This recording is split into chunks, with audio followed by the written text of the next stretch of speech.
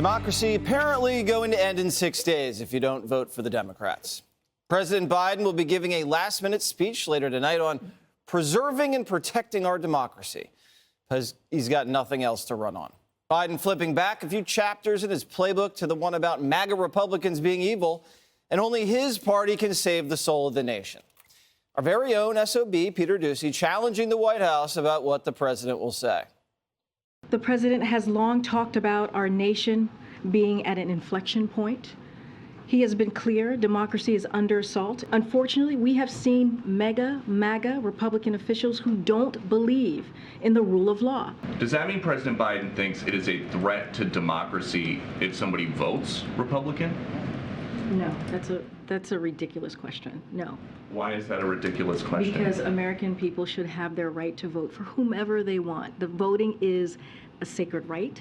It is something that the president wants to protect. So President Biden thinks democracy can survive even if Democrats are not in charge of Congress. The president is optimistic. While Joe Biden gears up to attack literally every Republican on the ballot, Hillary Clinton says, "Hold my beer," by insulting voters. Are you concerned that maybe voters are not putting those pieces together, that having a Republican House would mean that the people you're talking about would be even more empowered? I think with all of the noise that we've got in this election season, I don't think people are able to really grasp that. But more importantly, I'm not sure they really understand the threats to their way of life. Dana, the strategy behind going out, this seems a little haphazard to me. Oh, yes. I think What's going on here? This is what I think happened. I think they got some numbers overnight.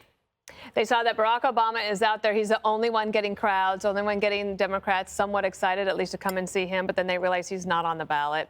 And they get their numbers overnight in the White House in the morning. They're like, we have to do something.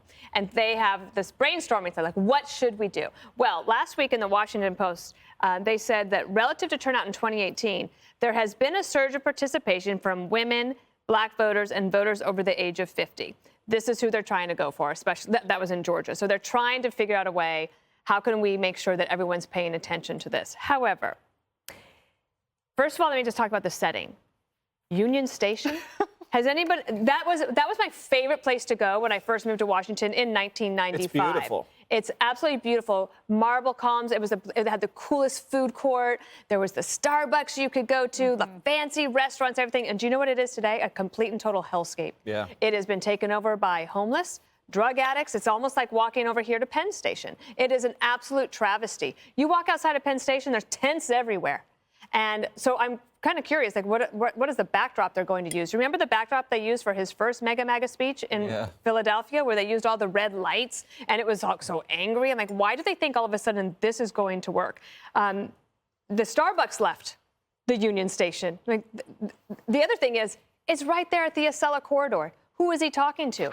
He is not talking to working class voters. He's not talking to the people that are saying we're worried about crime, the border, education, inflation. Is there something that you could do to help us? No, he is going to talk about this. I'm going to tell you what I think he should have done tonight instead. What? Don't do it yet. Why? Because they're watching. Oh, it's too late. Okay. Even if he was going to get booed, he and the First Lady should have gone to the Game 4 of the Phillies-Astros series and been there like a regular Joe. Instead, he's going to give a lecture about elections. Or he could have tried to throw out the first pitch, but that, I don't know about all that. He got really booed then. Greg, is this going to be another mega MAGA, ultra MAGA, trickle-down MAGA deal? First of all, Hillary did not look well, and it appeared that she might have thrown up on Joy Reid's shirt. He is going to probably mention January 6th because that's all he ever can mention because he has nothing else. And January 6th has now become the Kevin Bacon of terrible events for Democrats. Everything could be linked to January 6th. I just hope that when he brings up election deniers, which is a threat to democracy, he does include dear Hillary, who already called into question 2024. So we better include that. It is amazing, though, how extreme the demonization has become. It's a trip. You're watching the same people who claimed rhetoric caused the Pelosi violence then mere minutes later, in another segment, will say Republicans are a threat to democracy, and then possibly, if the Republicans take over, and we've heard this, worse than 9/11, worse than Watergate, worse than CNN Plus, all combined. Who's painting targets on who? And when they say it's a threat to democracy, I think what they're really saying is a threat to Democrats. Right. Because it's the only time they feel a sense of urgency is when they're about to be tossed out of power. And when you look at what they call a threat to Democrats or a threat to democracy, it's voter IDs, it's free speech, which is now being redefined as disinformation. It's Elon Musk buying Twitter. Somehow that's going to end the world. It's Fox News, which just presents a fair and balanced view of the news, which has so long been biased. So, and what's not a threat to them? Crime. If you bring up crime, they make fun of you. The riots, the looting, that was social justice. So I think they kind of put themselves in a corner because they've been demonizing people for so long. They don't know where to go. And the president's credibility is, he comes off as angry, habitually lying and confused. He's like an old confidence man, and the medicine show ditched him in the middle of the night, and he's just stuck in your town. Katie, when Republicans end democracy after this red wave, is Biden saying there's never going to be another House and Senate election? All these senators and congressmen are just going to sit in their offices and you're never going to get them out of there? I think it's hard to know what Biden's saying these days, so I don't know why you're asking me to define some of the things he's been saying. I used to get lunch in Union Station. Now I just get all of my street cred there when I walk through to come up to New York. It's very clear the White House is terrified about voter enthusiasm. They're seeing that Republicans are having big rallies, that Republicans are registering more voters, and that they're losing the early voting battle in places like Florida and Georgia, for example, and possibly in Pennsylvania as well. So that's why they're doing this. The Democrats have invested so much political capital, including the January 6th committee, into this narrative about preserving democracy. Republicans are a threat to democracy. They're claiming that if Republicans go to the polls, or independent voters, for example, and vote for Republicans, that it's a threat to democracy, even though they are literally voting for representatives who they believe will represent what they want and to take care of the issues that are affecting their lives. In June, Fox News did a poll. They asked the question, who do you think is better at preserving democracy? Republicans or Democrats? Republicans won. It was only by 1 point, but they still won. So after all of the political capital and endless hours they have spent on this, including the speech in Philadelphia and the speech tonight, countless statements from lawmakers across the country, this narrative they've used on the campaign trail, it's not working. And it's not going to work on the Wednesday night before the election. And the guy that's supposed to save Democrats, Barack Obama, is under a desk. Watch this. It's Monday night, and here's what's happened. B, what are you doing under my desk? Well, under the desk is kind of my thing. I mean, But here's the thing. You can stay for now, but when it comes time to voting, you're going to have to get up because you've got climate change legislation on the ballot, you've got gun safety, and if we can elect more pro-choice members of Congress, we can reinstitute Roe versus Wade as the law of the land. So you can't stay here. You're going to have to take a little bit of time to vote. Remember my rule against men eating ice cream in public? I do. Only on vacation. Men should also never sit on the ground. Ever. Unless you're playing with your child, you should never sit on the ground. No, not even then. Not even then. Or your dog, maybe. Yeah. Nope.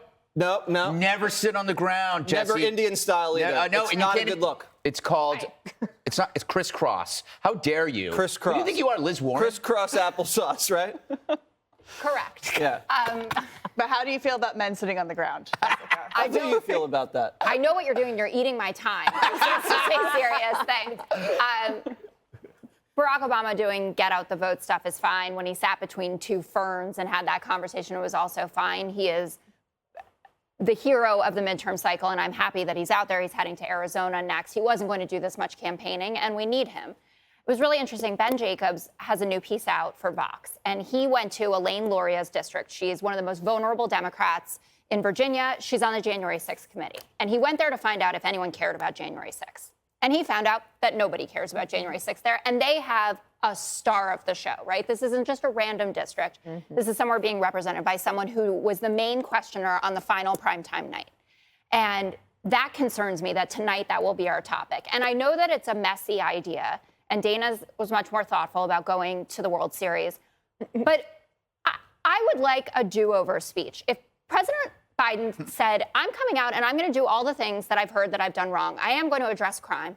I'm going to talk about inflation in real terms. I'm going to show you that we have plans for all of these things. And the Republicans will not meet the moment when it comes to them for X, Y, and Z reasons. People are forgiving. And people generally like him, also certainly Democrats, a lot of independents, some moderate Republicans who are concerned about Republicans taking over again. So I am for the kitchen sink speech, right? If you want to talk about January 6th, I think that it's important. I think core Democratic voters do think that. But talk about all the other stuff that's, has us with our backs against the wall in New York, in Pennsylvania, in Wisconsin, and just show voters who are on the fence about you, who are still deciding and going on Election Day, that you've heard them and that you recognize their real life concerns. He wants the amnesty speech. Yeah, that's right. I can't believe I missed that Ben Jacobs piece in Vox. Oh, it's amazing. Is it good? Oh, I read it 4 times. That's unnecessary. I'm sorry. You just never answered my question about men sitting on the ground. Coming I said up it next. was fine, You did? especially for babies, Exactly. dogs, and voting. Exactly. Hey, Sean Hannity here. Hey, click here to subscribe to Fox News YouTube page and catch our hottest interviews and most compelling analysis. You will not get it anywhere else.